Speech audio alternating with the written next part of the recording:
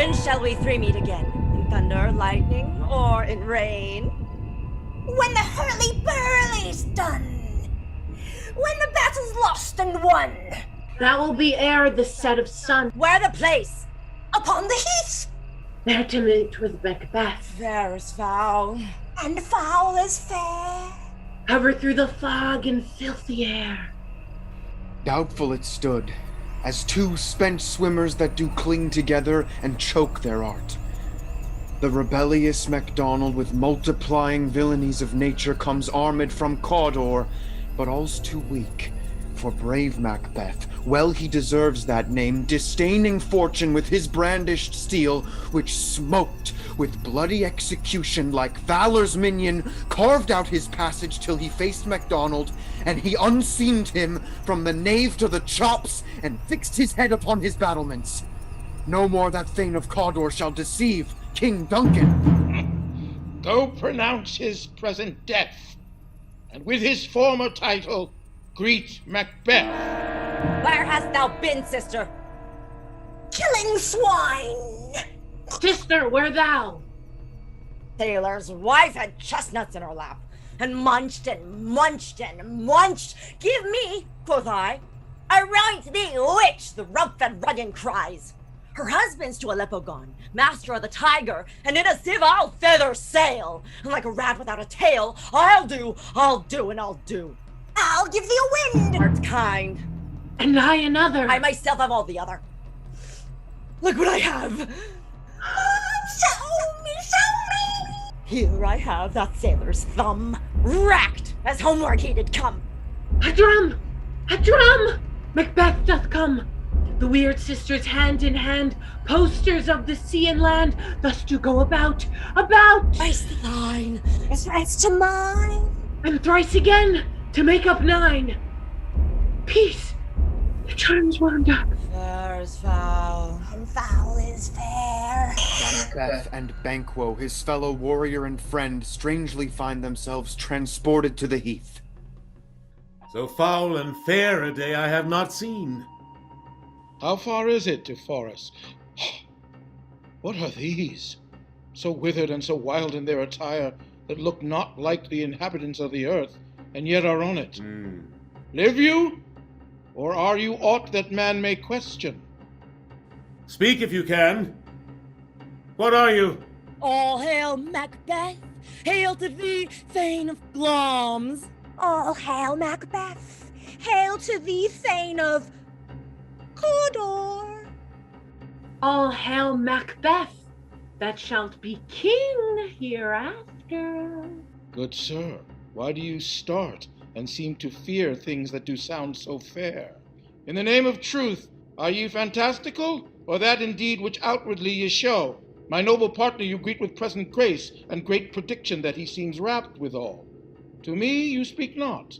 If you can look into the seeds of time, and say which grain will grow and which will not, speak then to me, who neither beg nor fear your favors nor your hate. Hail, lesser than Macbeth, and greater. Not so happy, yet much happier. Shalt get kings, though thou be none. So all hail Macbeth and Banquo! Banquo and Macbeth, all hail. Stay, you imperfect speakers, tell me more. By Sinno's death I know I am Thane of Gloms, but how of Cawdor? The Thane of Cawdor lives a prosperous gentleman, and to be king stands not within the prospect of belief, no more than to be Cawdor. Say from whence you owe this strange intelligence, or why upon this blasted heath you stop my way with such prophetic greeting. Speak, I charge you. The earth hath bubbles as the water has, and these are of them. Whither are they vanished? Into the air. And what seemed corporal melted as breath into the wind. Do you not hope your children will be kings? You shall be king. And Thane of Cawdor too. Went it not so? That might enkindle you unto the crown, besides the Thane of Cawdor. But 'tis strange, and oftentimes to win us to our harm, the instruments of chaos tell us truths, win us with honest trifles, to betray us in deepest consequence. This supernatural soliciting cannot be ill, cannot be good. If ill, why hath it given me earnest of success? If good, why do I yield to that suggestion whose horrid image doth unfix my hair and make my seated heart knock at my ribs against the use of nature? Present fears are less than horrible imaginings. My thought, whose murder is yet but fantastical, shakes so my single state of man, that function is smothered in surmise, and nothing is but what is not. If chance would have me king, why chance may crown me without my stir. Come what come may, time and the hour runs through the roughest day. As Macbeth and Banquo continue home, they reunite with King Duncan, who fulfills the witch's prophecy by proclaiming Macbeth Thane of Cawdor. Meanwhile, at Macbeth's castle, Lady Macbeth reads a letter from her husband. They met me in the day of success, and I have learned by the perfectest report they have more in them than mortal knowledge. When I burnt in desire to question them further, they made themselves air into which they vanished. Whilst I stood wrapped in the wonder of it, came missives from the king, who all hailed me Thane of Cawdor, by which title before these wayward sisters saluted me, and referred me to the coming on of time with Hail King that shalt be. This have I thought good to deliver thee, my dearest partner of greatness, that thou mightest not lose the dues of rejoicing by being ignorant of what greatness is promised thee. Lay it to thy heart, and farewell. Glamis thou art, and Cawdor, and shalt be what thou art promised. Yet do I fear thy nature. It is too full of the milk of human kindness to catch the nearest way. Thou wouldst be great, art not without ambition, but without the illness should attend it. What thou wouldst highly, that wouldst thou holily, wouldst not play false. Hie thee hither, that I may pour my spirits in thine ear. Come, you spirits that tend on mortal thoughts, unsex me here, and fill me from the crown to the toe top full of direst cruelty. Make thick my blood, stop up the access and passage to remorse, that no compunctious visitings of nature shake my fell purpose, nor keep peace between the effect and it. Come to my woman's breasts, and take my milk for gall, you murthering ministers, wherever in your sightless substances you wait on nature's mischief. Come, thick night, and pall thee in the dunnest smoke of hell, that my keen knife see not the wound it makes, nor heaven peep through the blanket of the dark to cry, hold, hold! Great Glamis, worthy Cawdor, greater than both by the all-hail hereafter. Thy letters have transported me beyond this ignorant present. I feel now the future in the instant. My dearest love, Duncan comes here tonight. And when goes hence? Tomorrow, as he purposes. Oh, never shall sun that morrow see. Your face, my Thane, is as a book where men may read strange matters. To beguile the time, look like the time. Bear welcome in your eye, your hand, your tongue. Look like the innocent flower, but be the serpent under it. He that's coming must be provided for, and you shall put this night's great business into my dispatch, which shall to all our nights and days to come give solely sovereign sway and masterdom. We will speak further. Only look up clear, To alter favor ever is to fear. Leave all the rest to me. King Duncan and Macduff arrive at Macbeth's castle. They are greeted by Lady Macbeth, while Macbeth looks on from above. This castle hath a pleasant seat. The air, nimbly and sweetly, recommends itself unto our gentle senses. See, see, our honored hostess. The love that follows us sometime is our trouble, which still we thank as love. All our service. In every point twice done and then done double, we're poor and single business to contend against those honors deep and broad, wherewith your majesty loads our house. Where's the Thane of Cawdor? Give me your hand. Conduct me to Macbeth. We love him highly, and shall continue our graces towards him. She leads the king and his men to rest up for the feast. Macbeth is alone. If it were done, when 'tis done, 'twere well it were done quickly. If the assassination could trammel up the consequence and catch with his surcease success, that but this blow might be the be-all and end-all here. But here upon this bank and shoal of time, we jump the life to come. But in these cases we have judgment. Here, that we but teach bloody instructions, which being taught return to plague the inventor. This even-handed justice offers the ingredients of our poisoned chalice to our own lips. He's here in double trust. First, as I'm his kinsman and his subject, strong both against the deed. Then, as his host, who should against his murderer shut the door, not bear the knife myself. Besides, this Duncan hath borne his faculties so meek, hath been so clear in his great office, that his virtues will plead like angels, trumpet-tongued against the deep damnation of his taking off. I have no spur to prick the sides of my intent, but only vaulting ambition, which o'erleaps itself and falls on the other. How now? What news? He has almost supped. Hath he asked for me? Know you not he has. We will proceed no further in this business.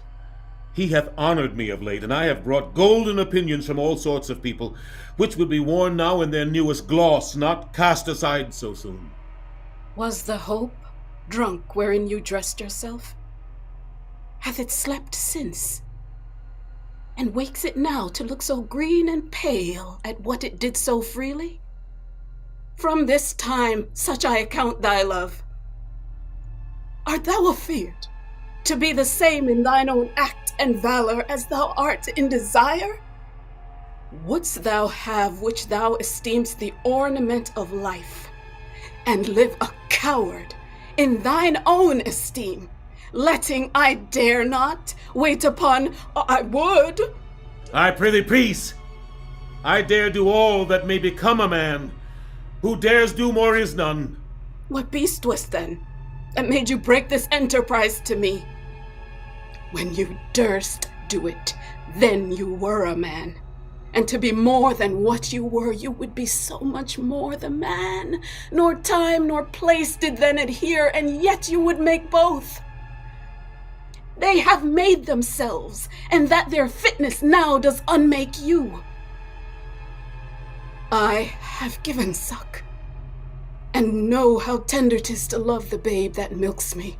I would, while it were smiling in my face, have plucked my nipple from its boneless gums and dashed the brains out, had I so sworn as you have done to this. If we should fail... We fail? But screw your courage to the sticking place, and we'll not fail. When Duncan is asleep, whereto the rather shall his day's hard journey soundly invite him? His 2 chamberlains will I with wine and wassail so convince, that memory, the warder of the brain, shall be a fume, and the receipt of reason a limbeck only. When in swinish sleep their drenched natures lie as in a death, what cannot you and I perform on the unguarded Duncan? What not put upon his spongy officers, who shall bear the guilt of our great quell? Bring forth men and children only, for thy undaunted metal should compose nothing but males. Will it not be received when we have marked with blood those sleepy two of his own chamber, and used their very daggers? That they have done. Who dares receive it other, as we shall make our griefs and clamor roar upon his death? I am settled, and bent up each corporal agent to this terrible feat. Away, and mock the time with fairest show. False face must hide what the false heart doth know. Macbeth greets Banquo and his son Fleance on their way to the bedchamber. How goes the night, son? The moon is down, father. I have not heard the clock. A heavy summons lies like lead upon me, and yet I would not sleep. Merciful powers, restrain in me the cursed thoughts that nature gives way to in repose. Give me my sword. Who's there? A friend! What, sir? Not yet at rest? The king's abed. He hath been in unusual pleasure. This diamond he greets your wife withal. All's well. I dreamt last night of the three wayward sisters. To you they have shown some truth. I think not of them. Yet, when we can entreat an hour to serve, we would spend it in some words upon that business, if you would grant the time. At your kindest leisure. And if you cleave to my assent when 'tis, it shall make honor for you. So I lose none, but still keep my bosom franchised and allegiance clear, I shall be counseled. Good repose the while. Thanks, friend. The like to you. Is this a dagger I see before me? The handle toward my hat? Come, let me clutch it. I have thee not, yet I see thee still. Art thou not, fatal vision, sensible to feeling as to sight? Or art thou but a dagger of the mind, a false creation proceeding from the heat-oppressed brain? I see thee yet, in form as palpable as this which now I draw. Thou marshallest me the way that I was going, and such an instrument I was to use. Mine eyes are made the fools of the other senses, or else worth all the rest. I see thee still, and on thy blade and dungeon gouts of blood, which was not so before. There is no such thing. It is the bloody business which informs thus to mine eyes. Now of the one half-world nature seems dead, and wicked dreams abused the curtained sleep. Thou sure and firm set earth, hear not my steps, which way they walk, for fear the very stones prate of my whereabout, and take the present horror from the time which now suits with it. Whiles I threat he lives. Words to the heat of deeds too cold breath gives. I go, and it is done. The bell invites me. Hear it not, Duncan, for it is a knell that summons thee to heaven or to hell. What hath quenched them hath given me fire. Hark! Peace. It was the owl that shrieked, the fatal bellman which gives the sternest good night. He is about it. The doors are open and the surfeited grooms do mock their charge with snores. I have drugged their posits, that death and nature do contend about them whether they live or die. What ho! Who's there? Alack! I am afraid they have awaked and 'tis not done. The attempt and not the deed confounds us. Hark! I laid the daggers ready, he could not miss 'em. Had he not resembled my father as he slept, I had done't. My husband. I have done the deed. Didst thou not hear a noise? I heard the owl scream and the crickets cry. Didst not you speak? When? Now. As I descended. Aye. This is a sorry sight. Foolish thought to say a sorry sight. There's one did laugh in sleep, and one cried murder, that they did wake each other. I stood and heard them. But they did say their prayers and addressed them again to sleep. One cried, God bless us, and Amen, the other, as they had seen me with these hangman's hands listening to their fear. I could not say Amen when they did say God bless us. Consider it not so deeply. But wherefore could I not pronounce Amen? I had most need of blessing, and Amen stuck in my throat. These deeds must not be thought after these ways, so it will make us mad.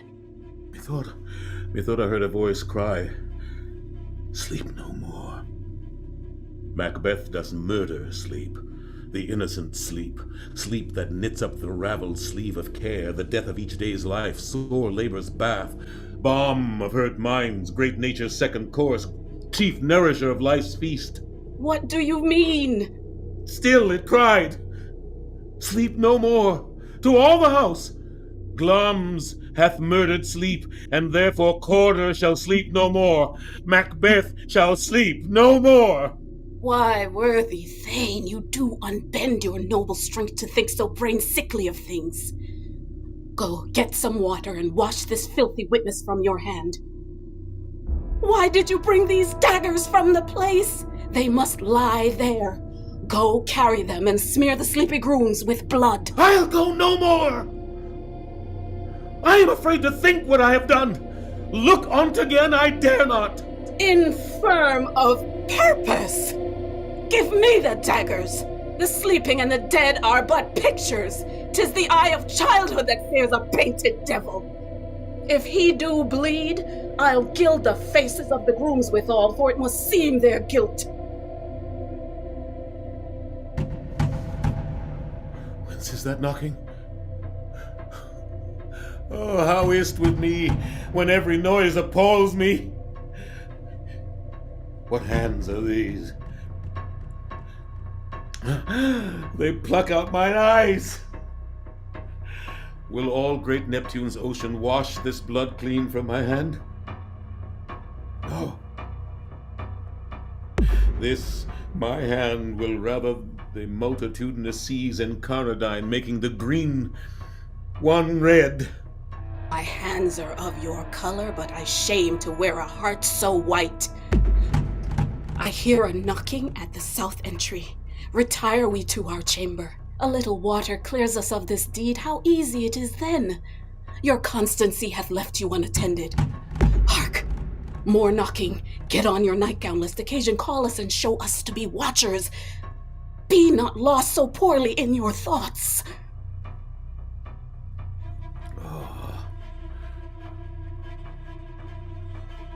To know my deed, 'twould best not know myself. Wake, Duncan, with thy knocking. I would thou couldst. Macduff, the king's loyal attendant, arrives to wake King Duncan. Good morrow, sir. Good morrow, noble Macduff. Is the king stirring, worthy Thane? Not yet. He did command me to call timely on him. I have almost skipped the hour. This way to his chamber. I'll make so bold to call, for 'tis my limited service. The night has been unruly. Where we lay, our chimneys were blown down. Some say the earth was fevers and shook. Confusion now hath made his masterpiece. Most sacrilegious murder hath broke up. Oh, horror! Horror! Horror! Awake! Awake! Ring the alarm bell! Murder and treason! As from your graves rise up and walk like sprites to countenance this horror! Ring the bell! What's the business that such a hideous trumpet calls to parley the sleepers of the house? Speak!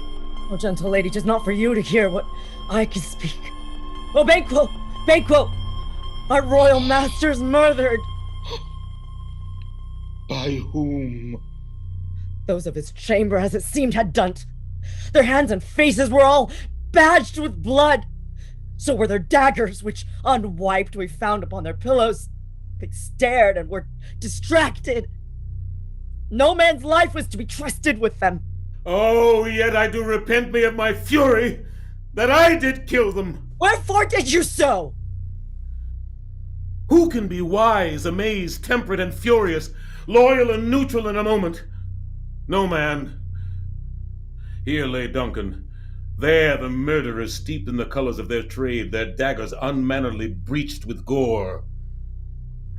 Who could refrain that had a heart to love, and in that heart courage to make that love known? Lords, help me hence, ho!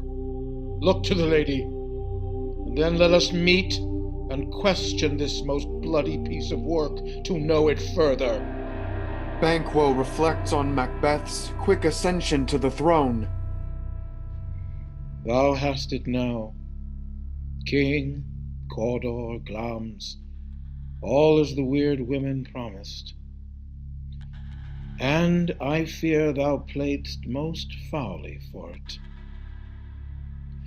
Yet it was said it should not stand in thy posterity, but that myself should be the root and father of many kings. If there come truth from them, as upon thee, Macbeth, their speeches shine, may not they be my oracles as well, and set me up in hope?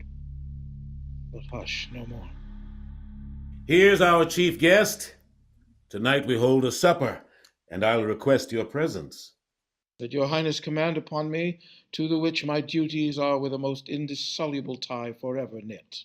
Ride you this afternoon? Aye, my good lord. As far you ride?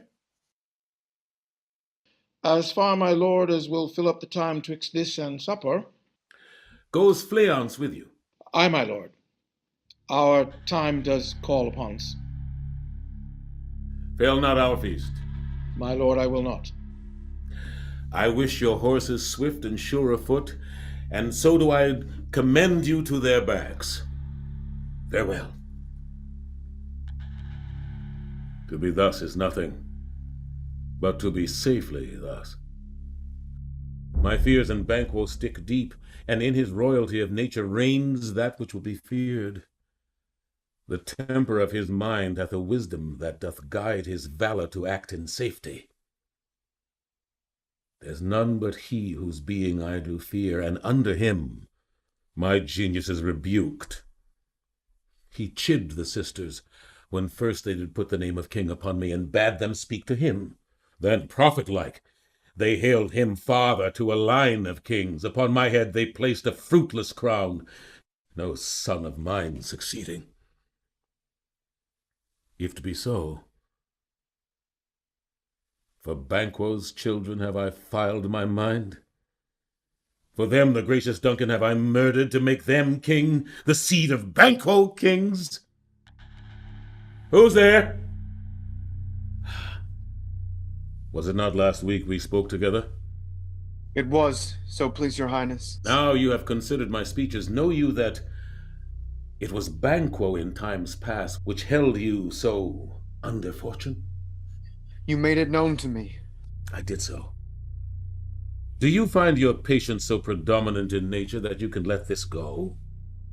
I am one, my liege, whom the vile blows and buffets of the world hath so incensed that I am reckless what I do. Know you Banquo is your enemy? True, my lord. So is he mine. And though I could sweep him with power from my sight, yet I must not for certain friends that are both his and mine. I shall, my lord, perform what you command me. And leave no rubs nor botches in the work. Fleon's his son, who keeps him company, whose absence is no less material to me than his father's, must embrace the fate of that same hour. I am resolved, my lord, upon my life. Your spirit shines through. Now be gone. How now, my lord? Why do you keep alone? Nursing your sorriest fancies should have died with them you think on. Things without all remedy should be without regard. What's done is done. We have scorched the snake, not killed it. She'll close and be herself, whiles our poor malice remains in danger of her former tooth. Ere we will eat our meal in fear, and sleep in the affliction of these terrible dreams that shakes us nightly, better be with the dead, whom we, to gain our peace, have sent to peace, than on the torture of the mind to lie in restless ecstasy. The king is in his grave. After life's fitful fever, he sleeps well. Treason has done his worst. Not steel, nor poison, nor malice domestic, foreign levy, nothing can touch him further. Gentle, my lord, sleek o'er your rugged looks. Be bright and jovial among your guests tonight. So shall I, love. And so, I pray, be you. Let your remembrance apply to Banquo. Present him eminence, both with eye and tongue, and make our faces visards to our hearts, disguising what they are. You must leave this. Oh, full of scorpions is my mind, dear wife. Thou knowest, Banquo in his fleance lives. There's comfort yet. They are assailable. Then be thou jocund. There shall be done a deed of dreadful note. What's to be done? Be innocent of the knowledge, dearest Chuck, till thou applaud the deed. Come, sealing night, scarf up the tender eye of pitiful day, and with thy bloody and invisible hand cancel and tear to pieces that great bond which keeps me pale. Light thickens, and the crow makes wing to the rooky wood. Thou marvelest at my words, but hold thee still. Bad things begun make strong themselves by ill. So prithee go with me. Banquo and Fleance return to attend Macbeth's feast. A light. Here it is, father. It will be rain tonight. Let it come down! Oh, treachery! Fly, good Fleance, fly! Fly, fly! Thou mayst revenge! Oh, fly! At first and last, a hearty welcome. Be large in mirth, anon we'll drink a measure the table round. Hurrah! There's blood on thy face. 'Tis Banquo's, then. 'Tis better thee without than he within. Is he dispatched? My lord, his throat is cut. That I did for him. Safe in a ditch he bides, with 20 trenched gashes on his head. Thou art the best of the cutthroats. Yet did thee the like for Fleance? Most royal sir. Fleance is 'scaped. Ah! Then comes my fit again. Get thee gone! Tomorrow we'll hear ourselves again. My royal lord, you do not give the toast. Now good digestion wait upon appetite, and health on both. May it please your highness, sit. Would that our graced person Banquo were here. His absence lays blame upon his promise. May it please your highness, Sit. The table is full. Here's a place reserved. As Macbeth begins to sit, Banquo's bloody ghost appears in his seat. Which one of you have done this? Done what, my lord? Thou canst not say I did it. Never shake thy gory locks at me. Thy blood is cold. Avaunt, and quit my sight. Horrible shadow, unreal mockery, hence! Banquo's ghost vanishes. I pray you speak not. The king's not well. Go at once, and good night, friends. Stand not upon the order of your going. A kind good night to all. Good night. Better health health attend attend Majesty. to His Majesty. It will have blood, they say. Blood will have blood. Stones have been known to move and trees to speak. Good things of day begin to droop and drowse when night's ministers their praise do rouse. I will tomorrow to the weird sisters. More shall they speak, for now I am bent to know. The worst means the worst. I am in blood, stepped in so far, that should I wade no more, returning were as tedious as go o'er. You lack the season of all natures. Sleep. Come, we'll sleep. We are yet but young, indeed. Thrice the printed cat have mewed. Thrice and once the hedge pig whined. Over your cries! 'Tis time! 'Tis time! Round about the cauldron go, in the poisoned entrails throw. Toad, that under cold days and nights has 31 sweltered venoms leaping got. Boil thou first in the charmed pot. Double, double, toil and trouble. Fire burn and cauldron bubble! Fillet of a fenny snake. In the cauldron boil and bake. Eye of newt and toe of frog. Wool of bat and tongue of dog. Toad, Charm of powerful trouble. Like a hell wrath boil and bubble. Double, double, toil and trouble. fire burn and cauldron bubble.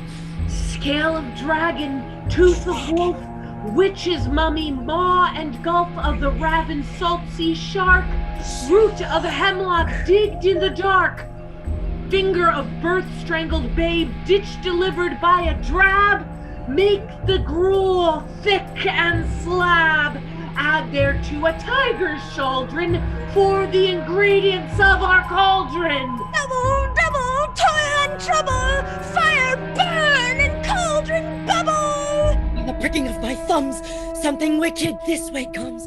Open locks, whoever knocks. How now, you secret wayward midnight hags? What is't you do? Deed without a name. I conjure you by that which you profess, howe'er you come to know it. Answer me to what I ask. Speak. Demand. Ill answer. Say if thou'st rather hear it from our mouths or from our masters. Call him! Let me see him! Come high or low, thyself and office deftly show. Tell me, thou unknown power! Knows thy thoughts. Hear his speech, but say thou not. Macbeth! Macbeth! Macbeth! Beware Macduff! Beware the Thane of Fife! Dismiss me! Enough! Whate'er thou art, for thy good caution, thanks. Thou hast harped my fear aright. But one word more. Be bloody, bold, and resolute. Laugh to scorn the power of man, for none of woman born shall harm Macbeth. And live, Macduff. What need I fear of thee? But yet I'll make assurance double sure, and take a bond of fate. Thou shalt not live, that I may tell pale-hearted fear it lies, and sleep in spite of thunder. Be lion-mettled proud and take no care who chafes, who frets, and where conspirers are. Macbeth shall never vanquished be until great Birnam wood to high Dunsinane hill shall come against him. That will never be! Who can impress the forest? Bid the tree unfix his earthbound root. Sweet bodements, good. Why sinks the cauldron? And what noise is this? Where are they? Gone? Let this pernicious hour stand I accursed in the calendar. The castle of Macduff I will surprise, give to the edge of the sword, his wife, his babes, and all unfortunate souls that trace him in his line. No boasting like a fool, this deed I'll do, before this purpose cool. The murderer arrives at Macduff's castle and discovers Macduff's wife and child. Where is your husband? I hope in no place so unsanctified where such as thou mayst find him. He's a traitor. Thou liest, thou shag-haired villain! What? You egg? Young fry of treachery!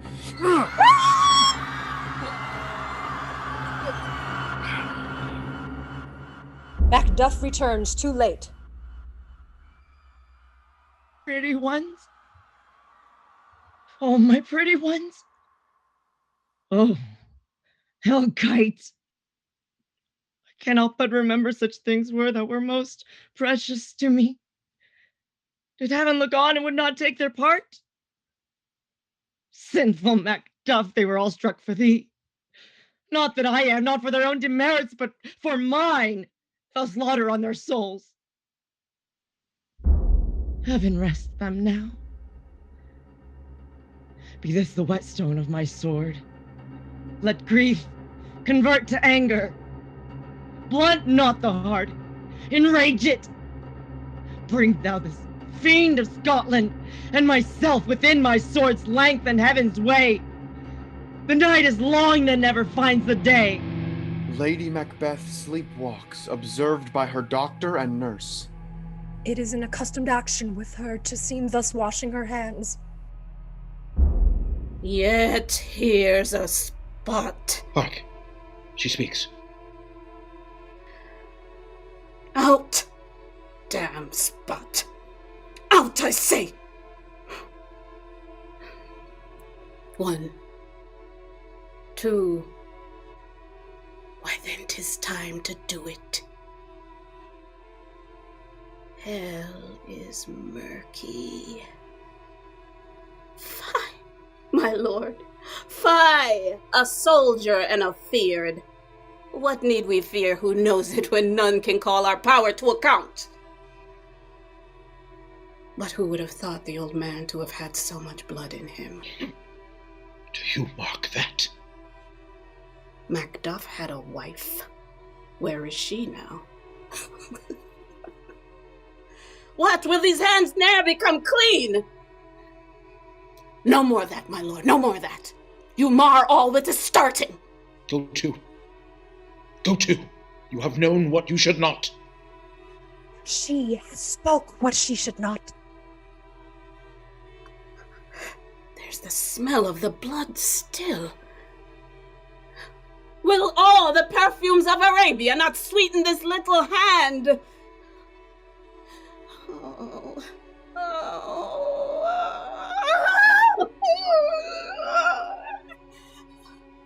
What a sigh is there? This disease is beyond my practice. To bed. Wash your hands, put on your nightgown. Look not so pale, I tell you yet again. Banquo's buried. He can't come out on's grave. Oh, even so? To bed. There's a knocking at the gate. Come. Give me your hand. What's done cannot be undone. To bed. Macduff rallies an army and leads them toward Dunsinane.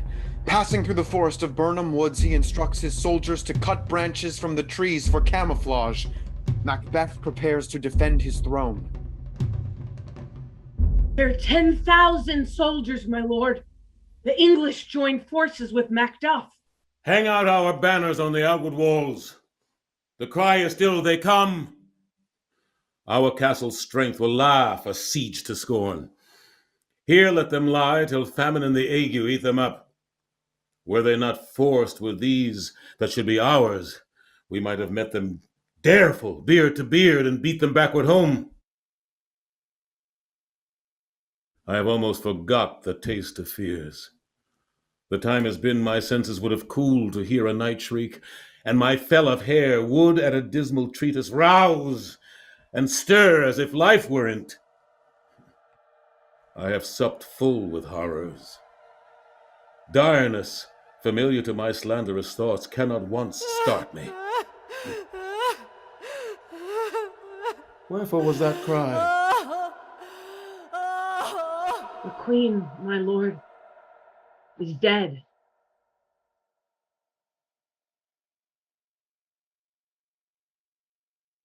She should have died hereafter.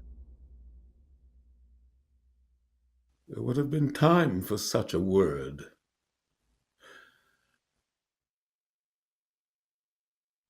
Tomorrow,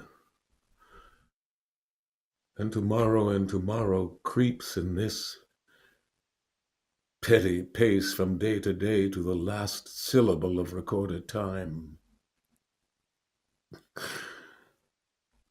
And all our yesterdays have lighted fools the way to dusty death. Out. Out, brief candle.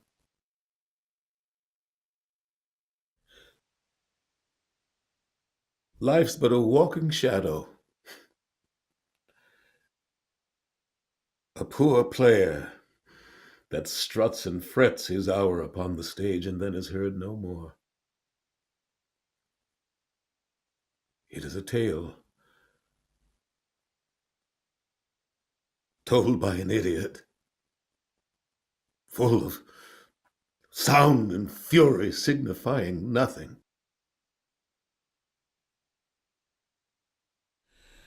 Thou comest to use thy tongue, thy story quickly. I should report that which I say I saw, but know not how to do it. Well, say, sir. As I did stand my watch upon the hill, I looked toward Burnham, and anon methought the wood began to move.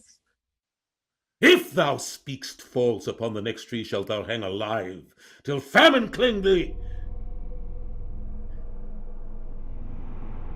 Fear not, till Burnham Wood do come to Dunsinane.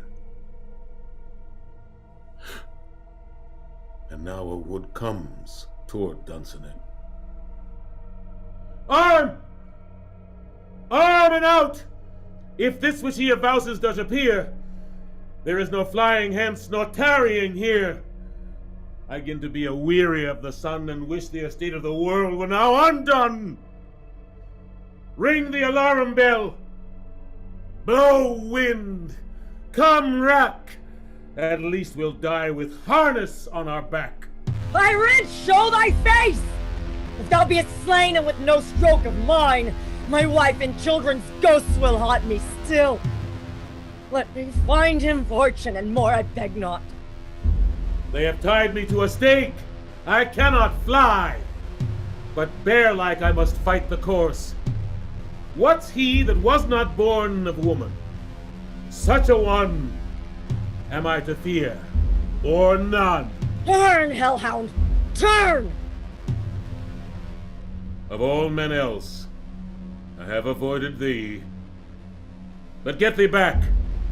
My soul is too much charged with thy blood already. I have no words. My voice is in my sword, thou bloodier villain, than terms can give thee out. As easy mayst thou the entrenched air with thy keen sword impress as make me bleed. I bear a charmed life, which must not yield to one of woman born. Spare thy charm, and let the angel whom thou still hast served tell thee. Macduff was from his mother's womb untimely ripped. Accursed be that tongue that tells me so, for it hath cowed my better part of man. And be these juggling fiends no more believed, that palter with us with a double sense, and keep the word of promise to our ear, and break it to our hope. I'll not fight thee. Then yield thee, coward, and live to be the show and gaze of the time. We'll have thee painted as our rarer monsters are, painted on a pole, and under it, here may you see the tyrant. I will not yield, though Burnham would be come to Dunsinane. If thou opposed being of no woman born, yet I will try the last. Before my body, I throw my warlike shield. Lay on, Macduff, and damned be he that first cries, hold, enough! Macbeth engages Macduff. Macduff decapitates Macbeth and displays it to his gathered army. Behold! Where stands the usurper's cursed head? The time is free! Hail, King of Scotland!